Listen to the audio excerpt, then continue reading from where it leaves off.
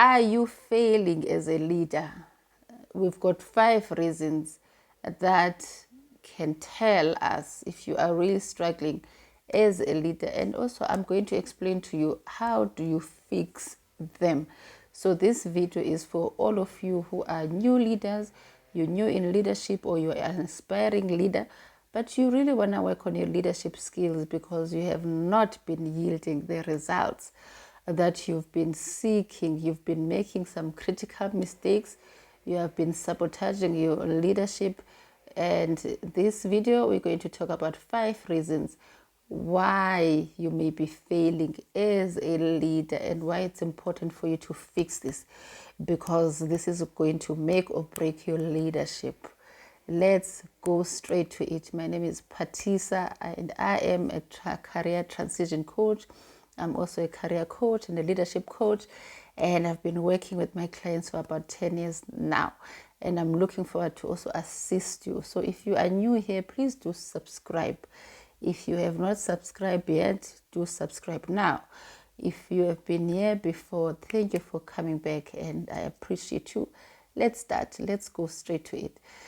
Yes, so what are some of the reasons that may make you the leader that you is frustrating, that people are not going, they don't want to work with you?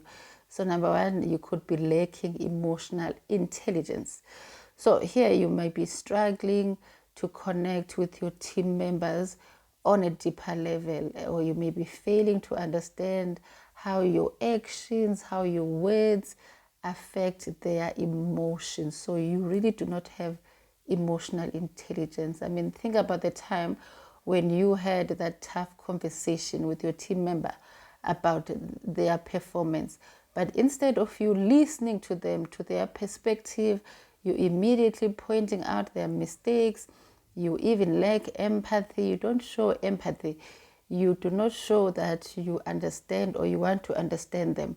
So that you not listening to them, it's going to cause a lot of conflict. It's going to cause a lot of disengaged employees because of just how you show up as a leader who is not emotional intelligent. Because if you are emotional intelligent, then it means you are aware of the team's emotions and their feelings, and you know how to address them as well.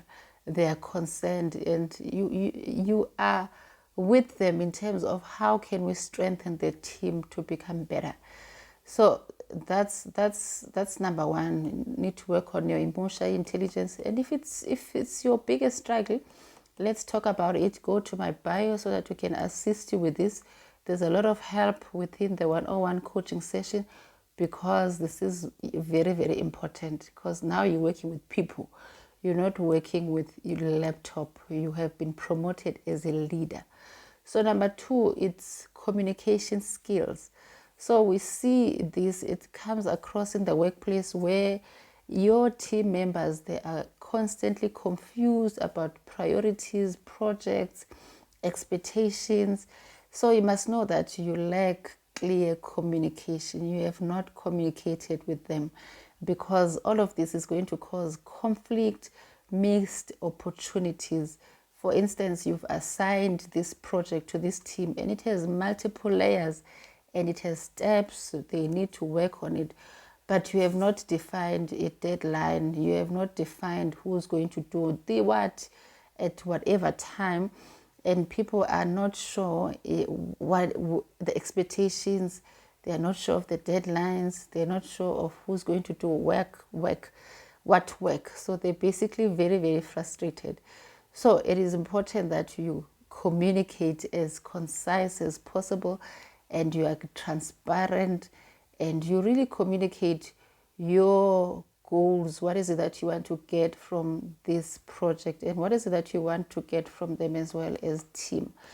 Number 3 is the one of micromanagement. I mean, we know being micromanaged is very stressful.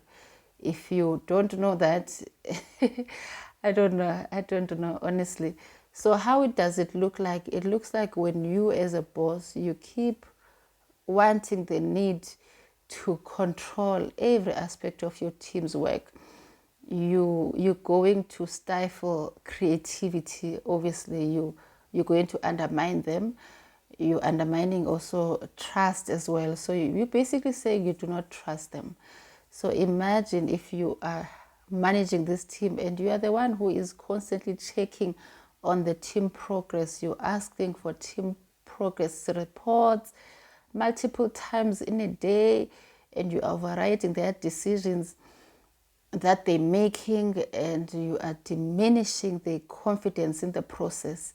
And this wastes time, by the way. It wastes a lot of time because people, they must go back and forth their decision. They don't understand if they're doing the things right because you keep overriding the solutions. So if you're a micromanager, if people have told you that you're a micromanager, it is time for you to start working on it. So with coaching sessions, come to the coaching sessions, we can assist you. And number 4, you are inconsistent in your decision making. So this is also biggest frustration in any team, because now you keep making this decision today and you're changing it tomorrow. So you're confusing the team. The team members, obviously, they won't have trust in you. At the end of the day, they're not going to feel like they trust you as a leader. They're going to feel like they must document what you've said. They must record you because you say this today and tomorrow you say something different. So let's say now you've told your team member that you're going to implement this new strategy, and then you come back with pushbacks to the team and you keep changing your mind without giving them solid explanation, or you keep changing the course of the project without taking time to explain why is it that it's changing, what is it that they must consider. You're not a good communicator as well if you are inconsistent in decision making. So it's important that you make the decision and you stick by it. And if there's a decision that needs to be made or changed, you also inform your team members with full information if there's any reason to pivot, to change from what you initially planned. So this is very also important. If you're a new leader, you need help on this. We need to work together. We need to work together because this is the biggest frustration in most teams. Number 5, you failing to develop your team. So here it just looks like you are not the person that nurtures the team. You are not there for their own personal development. You're not there to improve them.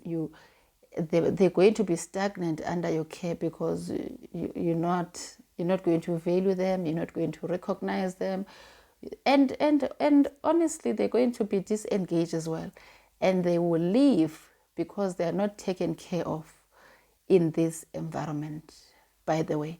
So you need to understand as well. I mean, for instance, you've got this team member who has been telling you that they have an interest to be a leader, to take on more responsibility, but you continue assigning them to that particular one task that they've been doing over and over again.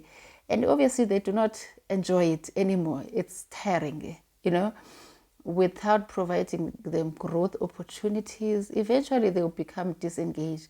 They'll want to leave, as I said, because they're looking for more development, but you're not in tune to that. In fact, maybe you do not want to, you don't care. It shows up in leadership, and people will not want to work with you if you're not going to want to develop them. So it's important for you to also invest in personal development, invest in their career plans, career growth. And if you need some assistance here as well, we are more than happy to assist you just to grow your leadership. And if you've been reading, you've been with me the whole 10 minutes of this video, and you've been seeing that there's a lot of things that you need to work on as a new leader. We have a program for new leaders, and it's an 8-week program that helps you with the whole 100 days, your first 100 days in the new employer or in the current employer where you are being promoted. We help you transition, and we help you with some tools on how to be this good leader that you know you can be. I'll see you on my next video. Please don't forget to subscribe.